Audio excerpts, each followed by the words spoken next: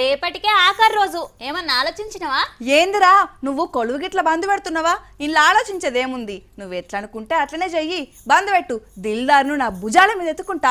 ఎత్తుకుంటావో ఎత్తేస్తావో బాగా తెలుస్తీ గాని నీ అసంటోళ్ళు వస్తుంటారు పోతుంటారు. శ్రీరమ్మ లోకల్. మరి రేపే ఆఖరి రోజు అన్నావు. కాంగ్రెస్ వాళ్ళ అప్లికేషన్లు చాలా చేసిరు కదా, నువ్వు పెట్టుకున్నావా అని అడుగుతున్నా. ఏమోరా, ఢిల్లీకి పోవాలంటే నాకు హిందీ రాదు కదా, అదే ఆలోచిస్తున్నా. నీకు యాంకరింగ్ మాత్రం వస్తుందారా? చేస్తలేవు గంతే. ఇది వరకో లెక్క ఇప్పుడో లెక్క. కాంగ్రెస్ అధికారంలోకి వచ్చింది, అసెంబ్లీ ఓట్లల్లో దోలినట్టు లోక్సభ ఓట్లల్లో కూడా కాంగ్రెస్ గాలి దోలనా అంటే దెబ్బకు ఎంపీలవుడు ఖాయం. ఏ గెలుసుడే కష్టం అనుకున్నోళ్ళు చాలా మంది ఎమ్మెల్యేలు మంత్రులు కూడా అయ్యారు కదా. మరి గాలొచ్చినప్పుడే తూర్పాల పట్టుకోవాలి. ఇక ఇప్పుడు కరుడు గట్టిన కాంగ్రెస్ వాదులకు, కాంగ్రెస్ను నమ్ముకున్నోళ్లకు మళ్ళీ అవకాశం లోక్సభ ఓట్లు.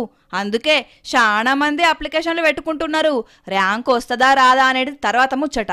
పరీక్ష ఫీజు అయితే కట్టాలి కదా. ఒక్కొక్క నియోజకవర్గానికి గట్టి పోటీ నడుస్తున్నది.